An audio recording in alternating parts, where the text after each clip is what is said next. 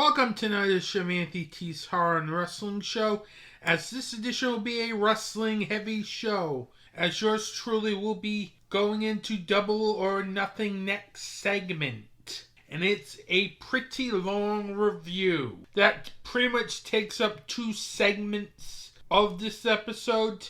Then, in What's Anthony T Watching, yours truly will review a film from Australia that takes place in New York City.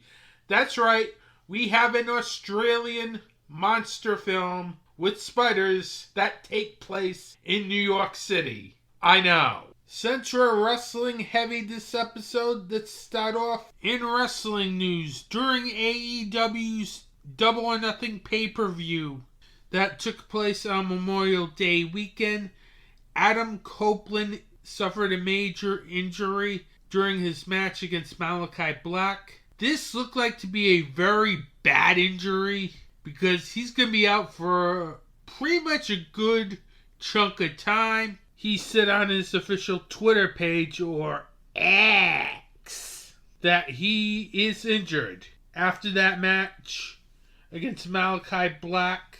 I'll go into where he got injured during my review of the match. He looked like he wasn't 100%. It comes out that he admitted on his X post that it was a fractured tibia, meaning he will not be there at Forbidden Door and most likely All In. So it'll probably be a while before he comes back to action for AEW. And the Adam Copeland character I really like in AEW. I like how they've handled him.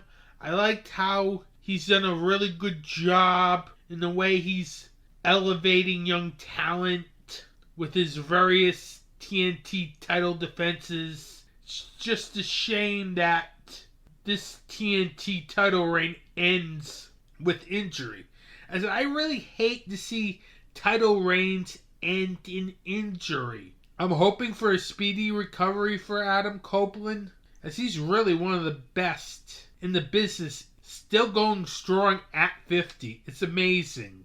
But he's got to make better choices here. Seriously. But I'll go more into that next segment. Sticking with the AEW news, the AEW World Title match has been set for Forbidden Door. It'll be Swerve Strickland versus Will Ospreay, as Will Ospreay won a casino gauntlet match to earn the right to be the number 1 contender to the AEW World Heavyweight title. Now, this was a really shocker. I was very surprised that Will Ospreay won this match, because quite frankly, I was not expecting him to win this match after winning the international title a couple nights beforehand. Because usually when they win a title, they don't go for another title immediately. That's Wrestling Booking 101. So with Will Ospreay winning that match really shocked me in a way, because quite frankly, I wasn't expecting Will Ospreay to win that match. I was expecting probably someone else, maybe someone from CMLL, maybe Shota Umino from New Japan Pro Wrestling. But for Will Ospreay to win this match was just very surprising, because I was not expecting it. And it really presents a very good main event for AEW Forbidden Door. Because literally, you don't know who's going to win that title match between Swerve Strickland versus Will Ospreay. Because you don't know if they're going to pull the trigger on Will Ospreay winning the AEW title so quickly. Because he's just so over. He's pretty much the biggest star over in that company right now. And probably the hottest wrestler in that company. So I wouldn't be surprised if they did that. I also wouldn't be surprised if Swerve Strickland beat Will Ospreay neither. Because if Swerve Strickland beats Will Ospreay, it gives credibility to Swerve Strickland's title reign. Let's face it, his feud with Christian Cage. We all know who was going to win that match. If you follow wrestling religiously, you knew who was going to win that match. It's going to be an easy title defense for Swerve Strickland, which is fine. You want to have your champion have an easy first title match. And Christian Cage was the perfect opponent to get that first W on that title reign. But I don't know if you cut Swerve Strickland's title reign off so quickly here. I think you let it go to at least late August when you're going to Wembley Stadium, because there's still a way for Will Ospreay to lose this match and also main event All In. I'll go into this more later in the Double or Nothing review, because I actually want you to listen to the review. But I do talk about this as well. But I was just shocked that Will Ospreay won this match, because I really thought they were going to go with a New Japan guy or a CMLL guy to face Swerve Strickland. And finally, file this under, do we really need 2 nights of SummerSlam? Because that's what we're getting in 2026. Seriously, it's bad enough it's troublesome coming up with these WrestleMania shows every year, as I have to do 2 reviews. Night 1, night 2. And that takes a while. But now we're getting 2 nights of SummerSlam starting next year. Here's my thoughts on that. Why do we need 2 nights of SummerSlam? It's the second biggest pay-per-view of the year. You do not need every major pay-per-view from WWE to have 2 nights. What's next? 2 nights of the Royal Rumble? Don't give them that idea, because they'll do that. I'm just saying, this is not going to work. Seriously. There's a reason why WrestleMania works 2 nights. It's WrestleMania, everybody. You could do 3 nights of WrestleMania and it'll still work. But 2 nights of SummerSlam, I don't know. I think that's too much. Especially for the 3rd biggest show of the year to get 2 nights? There's no need for that. Seriously, WWE. They've already named the host city for that event. It'll be in Minneapolis, Minnesota, as it's going to be held at the US Bank Stadium. I know WWE wants to cram many events at these big stadiums as possible, but it's overkill. This is overkill by doing SummerSlam 2 nights here. There is no reason for SummerSlam to be 2 nights. It's the 3rd biggest pay-per-view or premium live event on their calendar, if you include WrestleMania and the show that will go nameless. You don't need 2 nights of SummerSlam. It just feels like a money grab at this point. It's not enhancing the product. It's just greed. SummerSlam should just be 1 night only, not 2 nights. It makes WrestleMania 2 night spectacular a little less special. They should only do the 2 nights for WrestleMania, because that's the special event. What's next? 2 nights of the Royal Rumble? Because you're going to devalue your big shows if you do the Royal Rumble next. I wouldn't be surprised if that happens now. Seriously, you got 2 Royal Rumble matches. You could, in theory, do 2 nights of the Royal Rumble. But anyway, I just don't like it because it really, I think, devalues the 2-night WrestleMania event. It really does. And with that, that's the news. Every day there's a family struggling with hospital bills to care for their sick child who is fighting an illness. There's a woman who is fighting breast cancer and is having trouble making ends meet while paying for their treatment. And there are burn victims that are going through treatments to heal their deep wounds. There is a charity in the horror community that helps these people. Scares That Care is an organization that helps families deal with the bills for their child. They help women get the treatment they need to fight breast cancer, and they help people who are dealing with severe burns get the help they need to heal. Scares That Care is a 100% volunteer organization and 501c3 nonprofit charity that is dedicated to helping these people in fighting real monsters. To find out more information or to donate to Scares That Care, you can go to www.scaresthatcare.org. Every donation helps Scares That Care fight real monsters. You know what time it is? It's pay-per-view review time. Usually when the show goes 3 weeks between episodes, it's mostly because I have a pay-per-view to review. And that takes a while to review, because sometimes I can get it done quickly, sometimes, in most cases, I don't get it done quickly. Case in point, All Elite Wrestling's latest pay-per-view, Double or Nothing 2024. Now, this pay-per-view took place on May 26th at the MGM Grand Garden Arena in the Las Vegas area. They always seem to have Double or Nothing in Las Vegas. Makes sense when you have a pay-per-view that features poker chips in its logo. But anyway, this had 12 matches on the card. 10 matches on the main show, 2 on the pre-show. Over 5.5 hours of wrestling, everyone. And no, I'm not going over every match on this card, because that's just way too many matches to go over, and I'll be here forever in a day. That's the typical AEW pay-per-view, everyone. But anyway, let's start off with the buy-in. The first match saw Deonna Purrazzo defeat Thunder Rosa by pinfall, questionably, to continue that feud.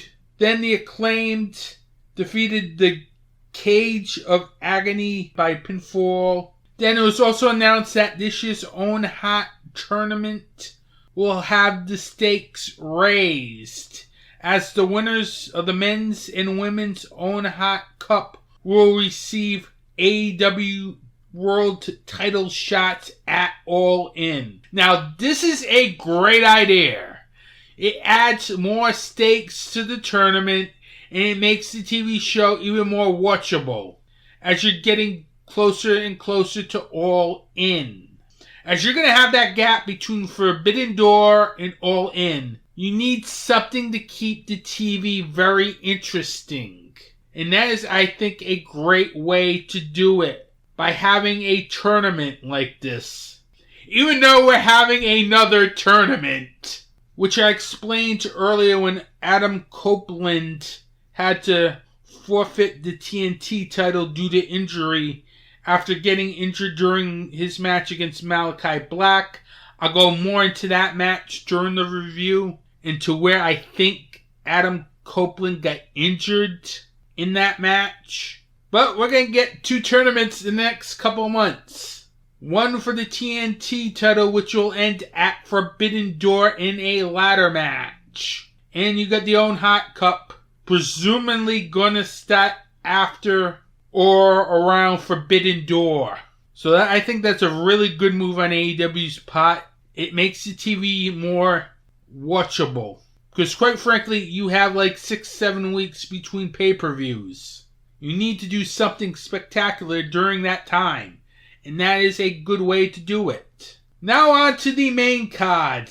It first saw Will Ospreay defeat Roderick Strong by pinfall for the AEW International Championship, which I'll go into in a bit. The Bang Bang Gang of Jay White and the Guns defeated Death Triangle of Pac, Penta El Zero Miedo, and Rey Fenix by pinfall. Juice Robinson made his return during that match, costing Death Triangle the victory. Timeless Tony Storm defeated Serena Deebs. Orange Cassidy defeated Trent Beretta by pinfall.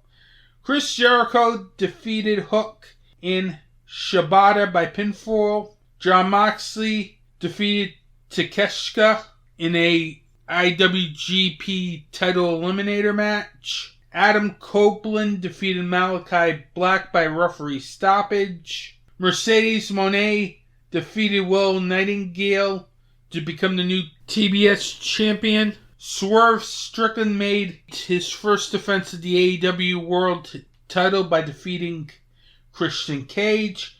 And in the main event, the Anarchy in the Arena match, which was totally insane. The Elite defeated Team AEW. Overall, this was a very good show. Not a bad match on this card.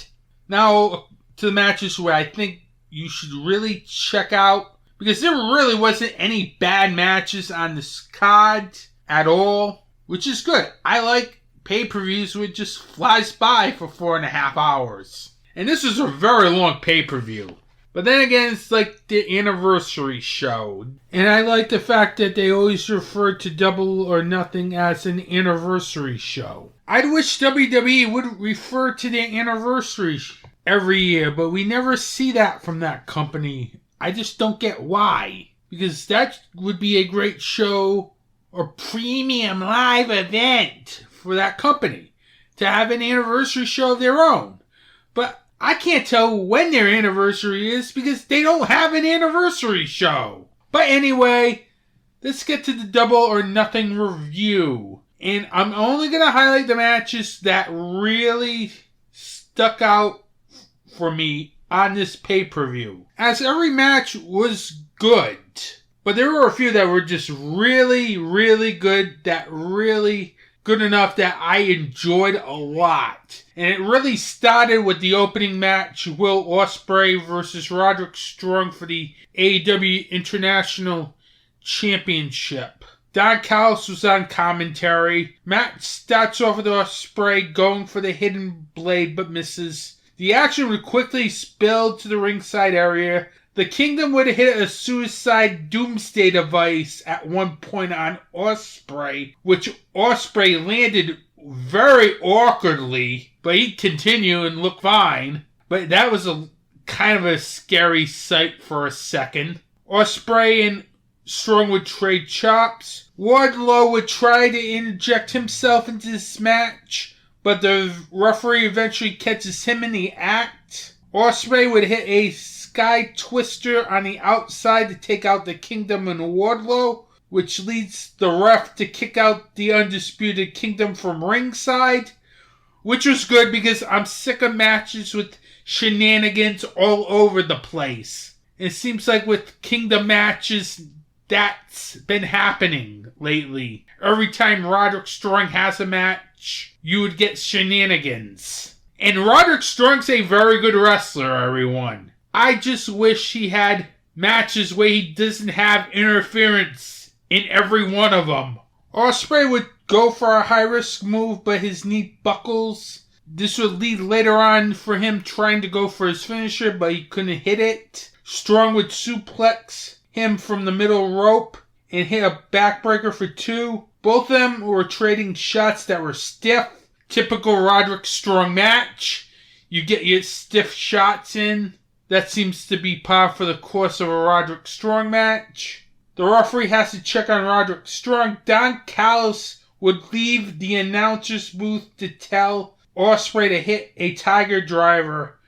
Remember the storyline going in with Ospreay is he does not want to hit that move anymore after nearly injuring Bryan Danielson. But Callis insisted he hit the move. But Ospreay becomes conflicted and doesn't hit the move. Strong takes the opening and hits the sick kick for 2.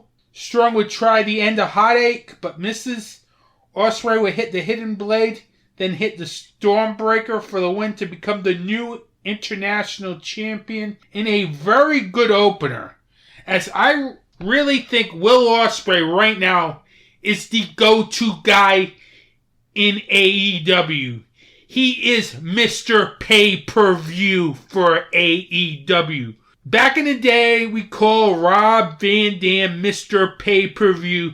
I know we keep calling Will Ospreay the Billy Goat, maybe we should be calling Will Ospreay Mr. Pay-Per-View, because every time Will Ospreay has a pay-per-view match for All Elite Wrestling, it always is an excellent match. This guy can do no wrong. He is one of their biggest draws, and quite frankly, it was a must-get for them. Literally. When he was on the free agent market, AEW needed him badly, because MJF was on the shelf at the time. You don't know what's going to happen with Adam Cole. You need somebody to be great. And I'm saying this right now. Wouldn't it be great one day to see Will Ospreay versus MJF? Probably the two greatest people in that company go at it. That would be a main event level of an all-in or double or nothing type pay-per-view. As I really think both him and MJF are their two most valuable players. You can also throw Moxley in there too as well. But in terms of guys who have consistently had great matches on pay-per-view, he's one of them. He's by far one of the best. And right now, if I have to pick who Wrestler of the Year is, Will Ospreay is probably on the top of that list, because every pay-per-view he has delivered a classic. It's going to be interesting to see what happens next with Will Ospreay, as he recently won a Casino Gauntlet match on Dynamite to become the number one contender for the AEW World Heavyweight title against Swerve Strickland, which is going to take place at Forbidden Door. Now, I don't know if it's a little too early for that match, but either way, it's good, because Swerve Strickland's next title defense is pretty unpredictable right now. Would they go with Will Ospreay this early and give him the title at Forbidden Door? Or will they hold off a little bit? Because we still got All In as well. And this also a back way door in which Will Ospreay can lose at Forbidden Door, win the own Hot Cup, then have his rematch against Swerve Strickland at All In. Or do you just give Will Ospreay the title at Forbidden Door? That's the biggest dilemma right now AEW has. And it really makes that match against Swerve Strickland very unpredictable. And that's what I like. Will they make Will Ospreay lose at Forbidden Door? It is a major show. It would help Swerve Strickland if Swerve Strickland becomes the first person to beat Will Ospreay. But I'm kind of surprised they gave him the International Championship and now he's challenging for the World Championship. Be interesting to see what happens. But I cannot wait for that Forbidden Door matchup with Swerve Strickland. I know I did not mention that in the open, but that's going to be probably one of the best matches on that card. Seriously. You got Swerve Strickland, who's vastly improved since he's come into the company. And you got Will Ospreay, who has the hot hand right now and is probably the most over superstar in AEW. That's going to be one interesting match to see. Then right after the strong Ospreay match, we get an Adam Cole in-ring segment that comes out of nowhere. Seriously, I was not expecting Adam Cole to show up on this pay-per-view. But he did show up on this pay-per-view, everyone. First off, he went off on the Las Vegas crowd. Then I was thinking to myself, he was going to go chastise Wardlow after the fact that Roderick Strong lost the International Championship. And they've been teasing dissension between Cole and Wardlow ever since Wardlow lost his opportunity at the AEW World Championship. Because Adam Cole was thinking Wardlow would win the title, hold it until he was ready, then have Wardlow lie down for him so he could become AEW World Champion. That's what I thought was going to happen. He was trashing the city of Las Vegas and cutting a promo about the devil when the lights went out, on the screen appears a video with Maxwell Jacob Friedman's gear in his house. Him putting on his Dynamite diamond ring. This all leading to the return of MJF as he emerges from the tunnel in different gear. More like the way Triple H came back, I think, in 2002. Man, did the guy look jacked on his return. He comes out of the tunnel, confronts Cole, he hugs Cole, then low blows him, obviously. Anybody could have seen that a mile away. Then hits a brainbuster on Adam Cole. Then cuts a great promo on him coming back to AEW. A lot of profanities in it, but still, it was probably one of MJF's best promos in this company. During that, he mentions he didn't need a New Japan or a Vince McMahon to make MJF.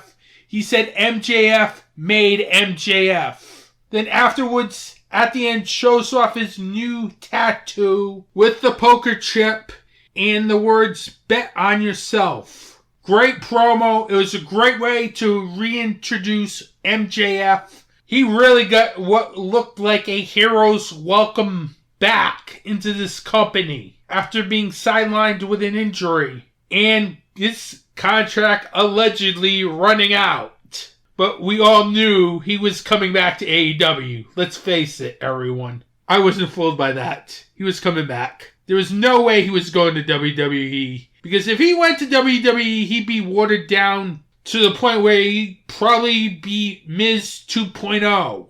That was a major highlight of this pay-per-view. Another match that I really liked was Adam Copeland versus Malachi Black.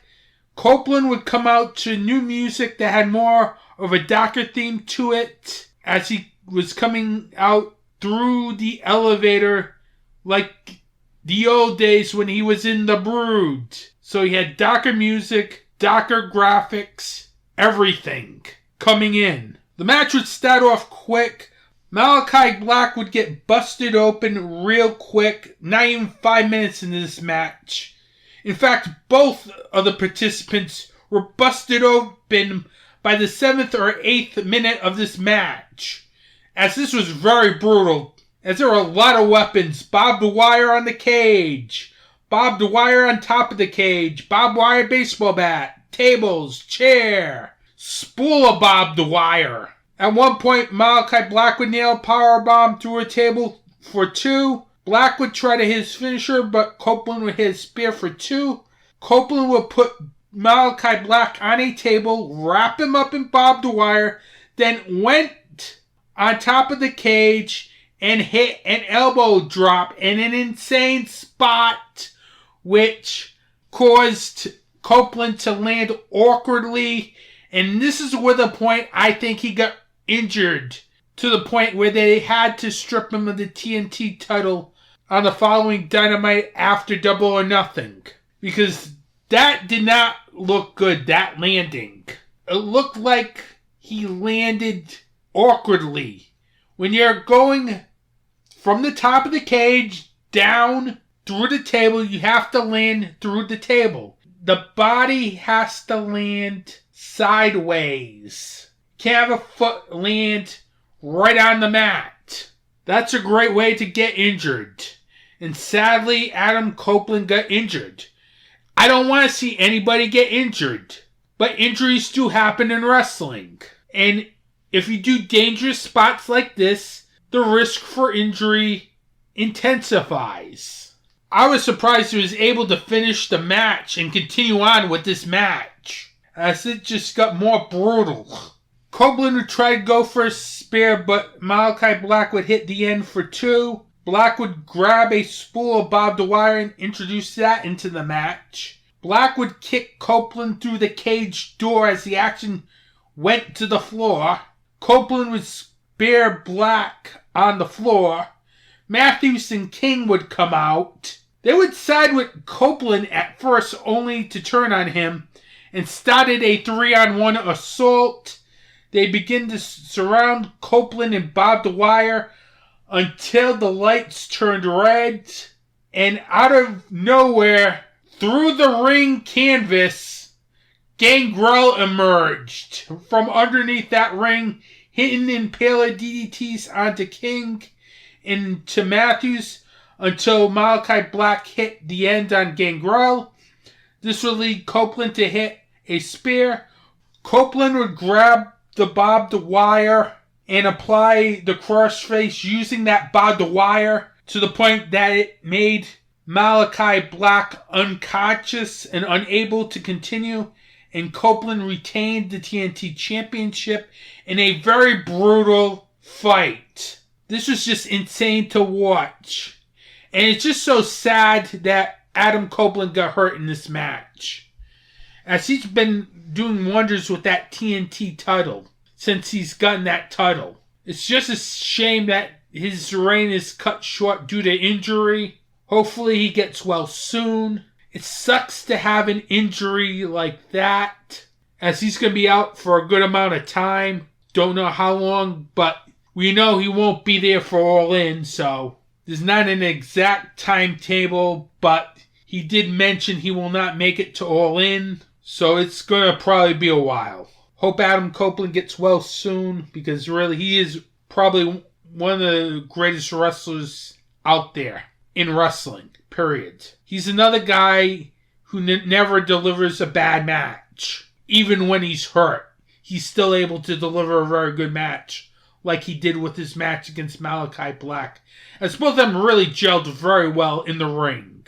It's just a shame that Adam Copeland is now sidelined with an injury. Now I'm going to take a quick break. Then I'm going to get to the triple main event of Double or Nothing, because we're running long, as it looks like this podcast will be about Double or Nothing, as we're pretty much already 20 plus minutes into this review. So I will be back in a couple minutes, take a quick breather, and go over the triple main event of Double or Nothing.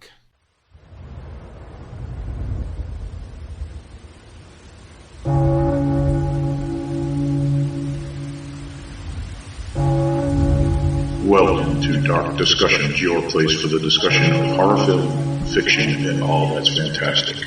A weekly podcast where the discussion is about the most recent horror and genre films.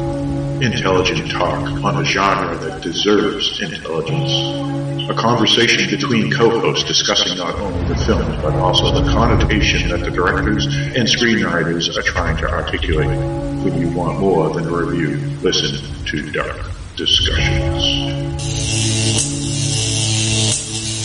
And speaking of perception, there's just one more scene I want to talk about, which is after Caleb discovers that Kyoto's a robot. Kyoto kind of peels off her skin, showing him what's underneath. Now, wait a minute. I know where you're going with this, but tell me you weren't already thinking this 15 minutes earlier in the film. Exactly what he's thinking at that moment. Which is he's a robot too. Oh, I considered the possibility. Right, and that's what I like, is the fact that the writers were smart enough to know that this is what the audience would be thinking. We've all seen Blade Runner. Right, exactly. www.darkdiscussions.com, wherever podcasts are found.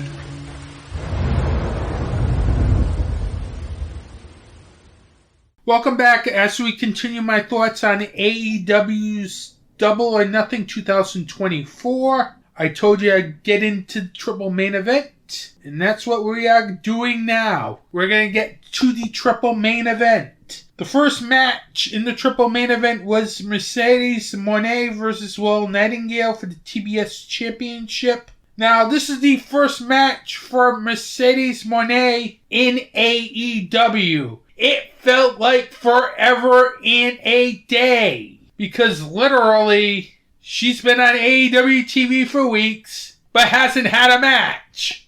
She first debuted on AEW programming in the middle of March until Double or Nothing, which is the end of May. So literally, they had her on TV for 2 months without even wrestling a match. So expectations were pretty high on this match, because literally this match could not disappoint. because of the level of expectations AEW set on Mercedes Moné's debut. Because if this was a failure, then this could have been disastrous. Seriously. To have a level talent like Mercedes Moné not wrestle for a couple of months. You know, she needed to have a very good match right off the gate. And I really thought that they set the bar too high on Mercedes Moné and her debut. Because I would have had a couple TV matches before having her first pay-per-view match.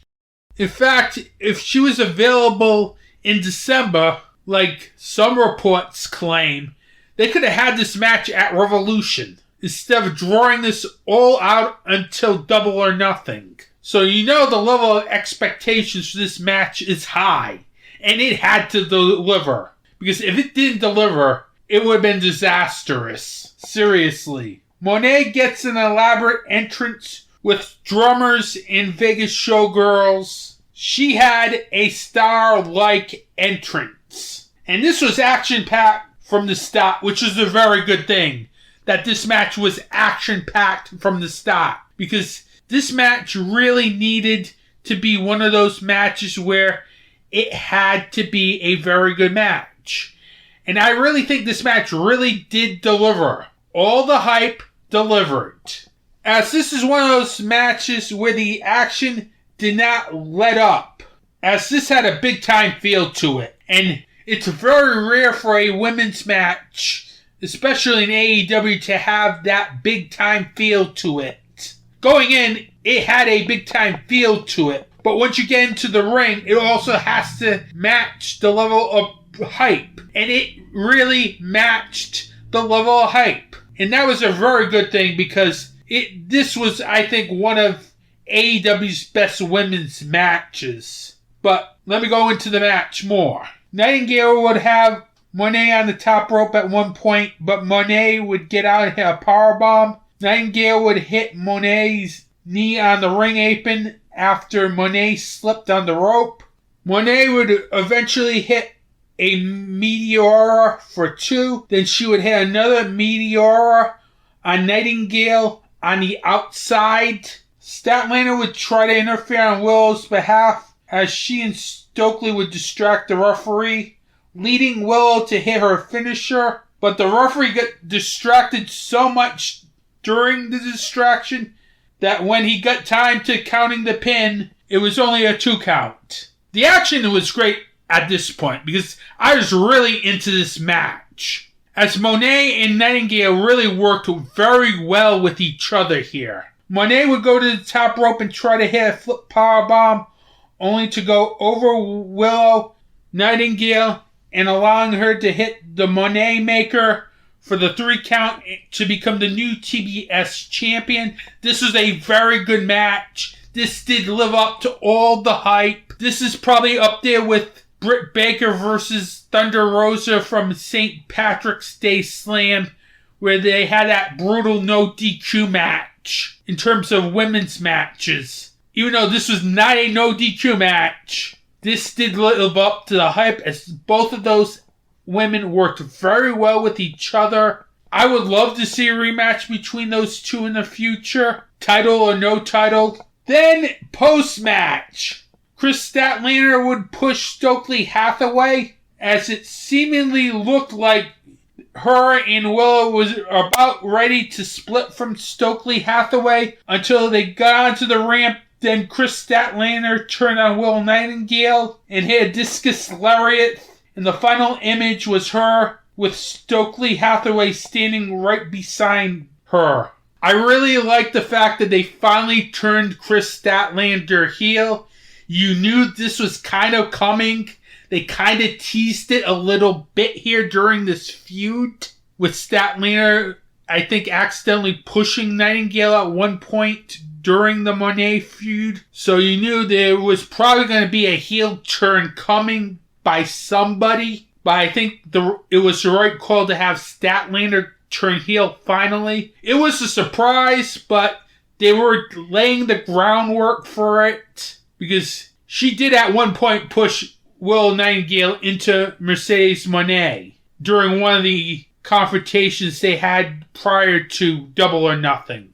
That is going to be an interesting feud going forward. Moving on to the second match in the triple main event. AEW World Champion Swerve Strickland versus Christian Cage. The action would be more of a methodical pace to start off the match, which you will see in a lot of title fights. Christian Cage would hit a powerbomb from the ropes, then try another move before, but Swerve Strickland would hit a scoop slam for 2. Swerve would cover Cage's face with his shirt, then Swerve would hit 2 neck breakers, then throw him to the apron and hit a 3rd neck breaker. Then Swerve would dive to the floor, getting Cage. Swerve would try the house call, but Cage would turn that into a sharpshooter, but Swerve gets out of it. That's when the shenanigans come in,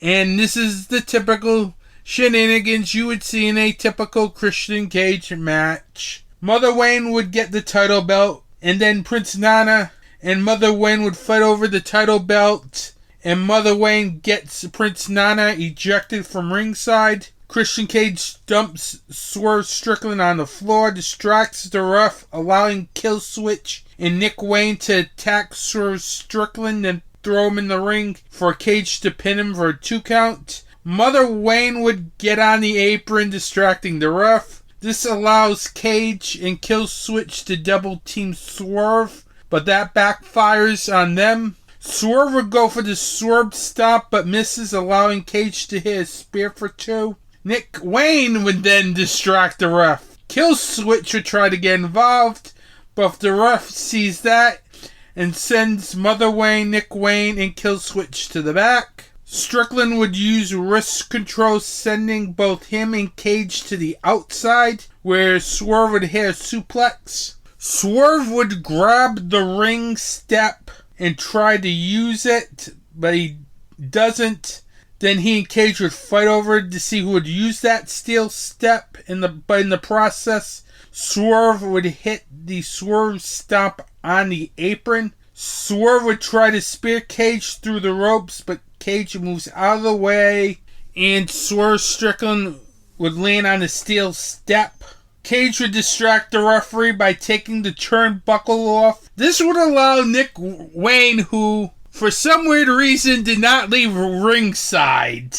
He would hit a cutter, send Swerve Strickland in the ring, allowing Cage to hit the kill switch for 2. Prince Nana would come back out to chase Nick Wayne off. Christian Cage would take Swerve Strickland to the Spanish announcer's table to try the kill switch, but Swerve would counter and hit the Swerve Stomp on the table. Later, after both of them got back in the ring, Cage would try kill switch, but Swerve would try and counter that, but was countered into a pin for Cage to no avail. Cage would try to spear Swerve and misses as he gets nailed with a knee.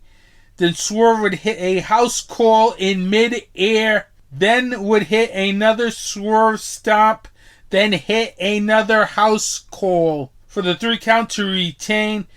It was a good match. I literally could have done without all that interference in this match, as it feels like every Christian match feels like a House of Torture match nowadays, where you have various people trying to run in, distract the referee. I just don't like it. But at least we got a one-on-one counter at the end of this match, finally. And it was definitive. So hopefully that feud is over, because at Forbidden Door, Swerve Strickland's taking on Will Ospreay. As this match with Christian Cage is very predictable, I think everybody knew Swerve Strickland was going to win this match. His next big title defense at Forbidden Door against Will Ospreay is kind of a toss-up, which I like a lot. Seriously. It's kind of unpredictable. You don't know who's going to win that match. Seriously.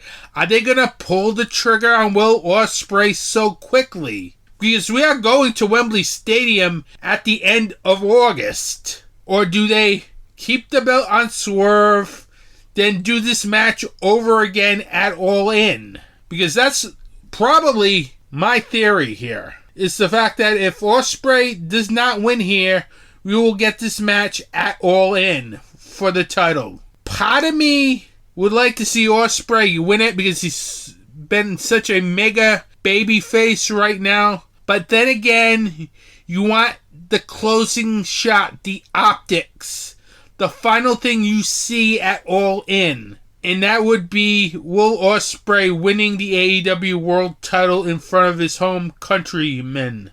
That would be much better than just having him win here at Forbidden Door. Have him win the Owen Hart Cup tournament, go to All In, win the title there. That is probably the better route, and it tells a story too in the process. You actually get a title feud that tells a story, not some of those random title matches that are given like. Plus, that would be the definition of long-term booking. You have this big gap from May to the end of August with the program between Strickland and Ospreay. I'd actually would like, as much as I would like to see Ospreay win at Forbidden Door, I think Ospreay needs to lose at Forbidden Door because it'll tell the great story at the end at All In.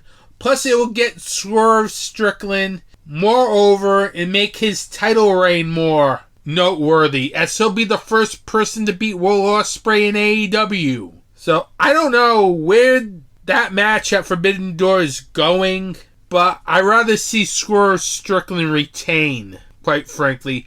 I think that's the right move. You can prolong this feud to All In, and it will work. Because Ospreay can't afford a loss here at this point. He's so over he can afford to lose to Strickland at Forbidden Door. Plus, Forbidden Door is a major pay-per-view. So that would also help Strickland's title reign too, because Christian Cage ain't gonna help Strickland's title reign. That win is not helping his title reign at all, but an Ospreay win would.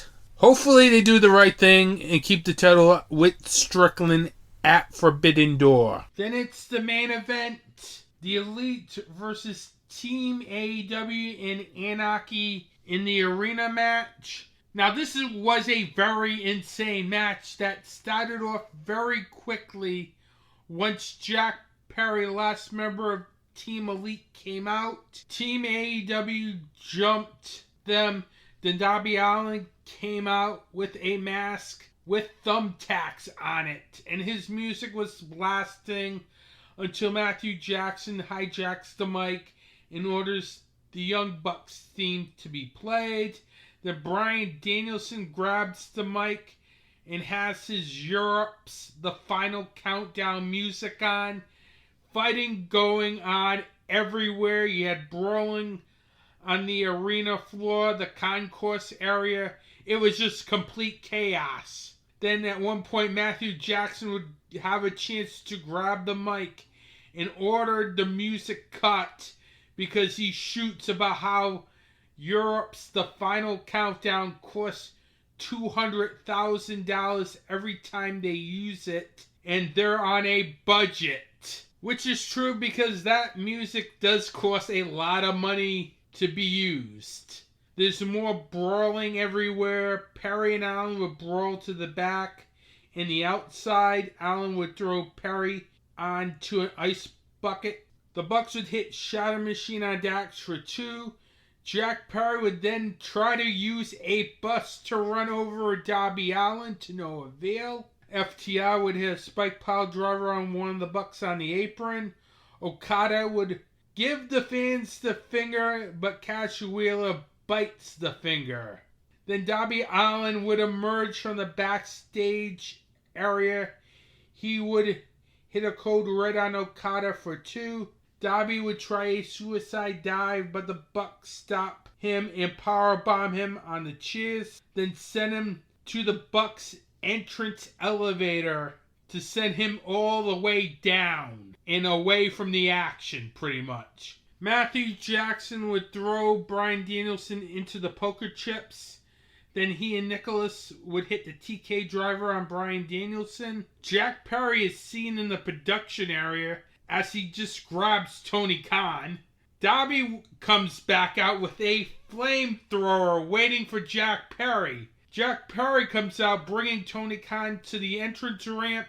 Then Darby Allin from behind uses the flamethrower on Jack Perry. That's right, we got a flamethrower spot in this match as he literally lit Jack Perry on fire. The Young Bucks grab the fire extinguishers quickly to get the fire off Jack Perry. Darby Allin would go to the ring, eventually hit a coffin drop on Okada for 2 as the Bucks would make the save. It's 3 against 1. When a rope comes down from the ceiling, they tie up Darby Allin's legs. FTR tries to stop them. They would hit Shattered Machine on Nicholas for 2 as Okada would break up the fall. Dax would fight Nicholas and Okada until Matthew hit Dax with an exploding chair. That's right, you had a flamethrower used in this match. Now you have a exploding chair used in this match. This match was insane. It was also very hard to follow as well, literally. But still, it was the good kind of fun and intense action. Okada would break out a sleeve filled with thumbtacks and would take out Cash Wheeler with that sleeve. Okada would break out the Young Bucks' latest shoe as they were filled with thumbtacks. Each of the Bucks put one of the shoes on.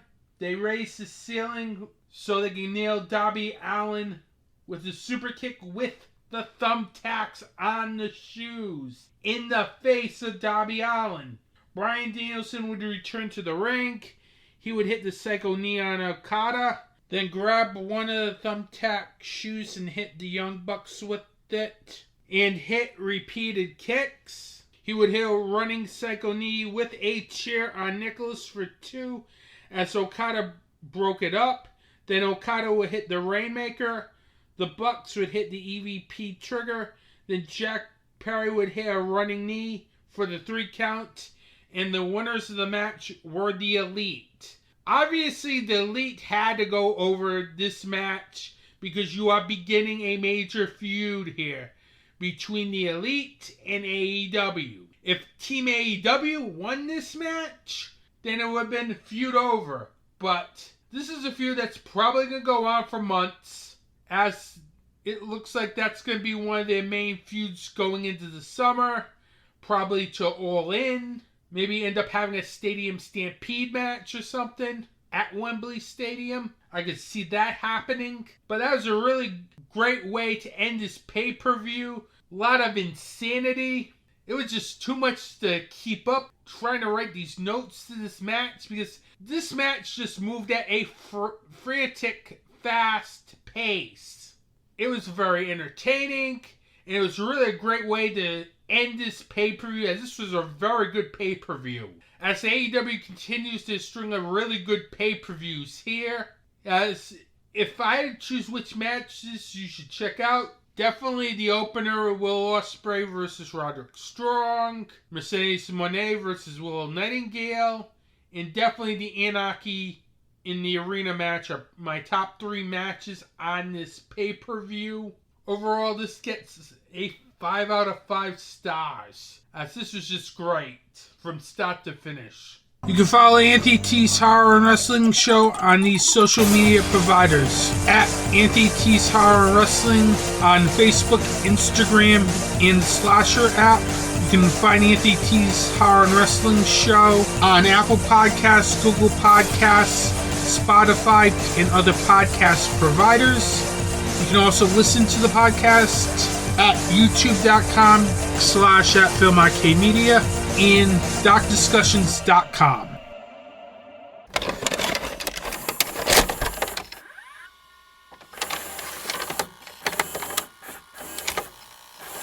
What's Anthony T watching this episode? Well, in the beginning, I told you I was watching a film from Australia that takes place in New York City. That's right.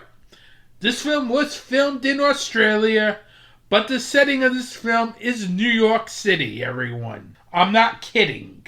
The film is called Sting, and it's directed by Kaya Roach Turner, who's known for Wormwood, Road of the Dead, Wormwood Apocalypse, both getting publicity here in the US. Road of the Dead is definitely a great film.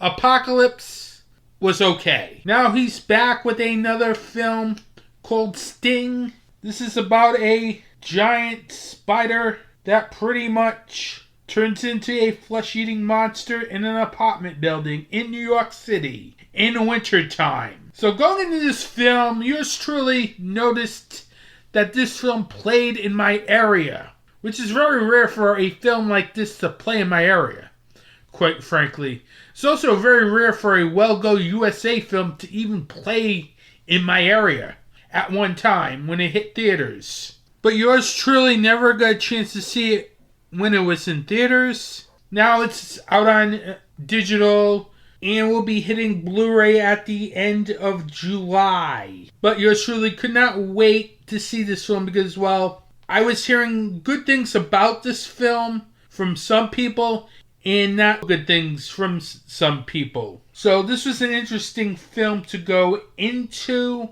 but I decided to watch this anyway because I was kind of interested in seeing this film, quite frankly. The fact that it ended up in theaters near me usually tells me it might be a good sign that it might be a good film. And for the most part, it was like half and half, literally. Because this is one of those films where I wished it could have been better. The screenplay was not that good. Turner's screenplay, I don't think was good. But I will start with the positive about his screenplay. I liked how he does a good job focusing on the father-daughter relationship and the family dynamic throughout this film. I think that is good because it was kind of interesting at times. But one of the problems with this film was the fact that this film was just slow, literally. Even though it had a good subplot with the father-daughter relationship and everything, it's just slow. And this is a horror film, people. You want to see action move at a good pace. And this is a monster movie. I like to see action move at a good pace. Sure, I like to see development and everything. But one of the problems this film really had was it just moved slow. You get a well-executed death scene in like the middle of this film and you start to think it would pick up the pace of the story. But then again, it would slow down again. And this was like about almost halfway through this film. Literally. I know this film is trying to rely on atmosphere, but you need to build tension, and it takes a while for it to do this. The full scares are good, but it's not enough to keep me interested in the action. Literally. Because you're literally saving all the action to the last third of this film. And when that happens, usually it's not good. Because you're rushing things and it's just not there. Also, another thing that I didn't think this film needed was a twist. That the fact that the spoiler alert, minor spoiler alert, the beginning of this film actually takes place during the third act. I'm not going to say when, but it does take place during the third act of this film. I didn't think we needed that, seriously. It was unnecessary. You could just started this film with the credits. That would have been fine. Because that was, I thought, very unnecessary to start this film with something that happens in the third act of this film. Then you don't see that again until like later in the third act. That event took place in the third act of this film. And that really kind of irked me. Because that's not a needed twist we needed. You're doing a monster movie. You do not need twists in the story. Seriously. I wish the death scenes were spaced out better. Because the few death scenes you have are all like thrown into the third act of this film. With the exception of maybe one. But still, you can't do that. Seriously. Another thing that I wish Turner's screenplay had was more spider action. That would have been nice. You're doing a spider movie. You want more action. This felt like it had very little action. If you really want to see a well-oiled, effective spider monster movie, go to Shudder, watch Infested. That's a film that surprised me. I had no expectations for that film, but that turned out to be a very good film, and the action was intense. The action here was not intense until maybe the last 20 minutes of this film, and that's not good. Turner's direction, the actors were okay, the performances were alright, but I just could not get into the story, I could not get into the screenplay. I just wish this film had a better screenplay. It felt mediocre at best. It did have a good third act, though, but still, having a good third act and not having a good first or second act isn't gonna make a film very good. I'm sorry. And when I think of spider monster movies, I expect to see a lot of monster action. This film, I felt like they just build it up too long. And it's to the detriment of the story and the pace of this film. Overall, I wish Sting was a better monster movie. It could have been a better spider monster movie. It had all the ingredients for it. But I think Turner's screenplay really drags this film down to the point where you're just waiting for action to happen. It gets there near the end of the film, but still, you're like waiting and waiting. And this is a horror film, not a drama. But still, it was alright. It's not the greatest monster movie in the world, but it's not bad as some other films that I've seen this year. And I've seen really bad films like Night Swim, Followers, and Scalpel, to name a few. Overall, Sting is a film that has promise but fails to deliver on the action. 2.5 stars.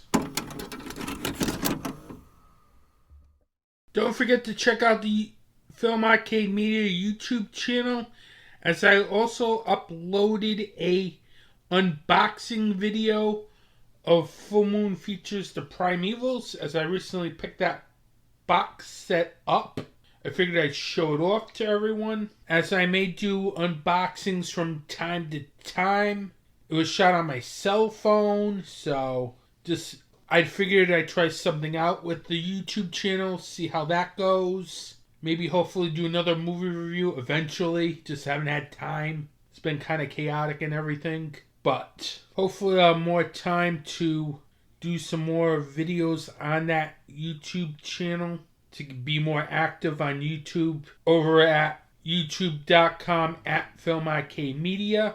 Don't forget you can listen to this podcast on Apple Podcasts, Spotify, Pandora, and YouTube on the Film Arcade Media official YouTube channel. Don't forget to subscribe to the podcast as well on those podcast providers, plus the Film Arcade Media YouTube channel as well at youtube.com/FilmArcadeMedia. With that, I want to thank you for listening to this podcast. Have a good day. Support indie wrestling. It's indie horror.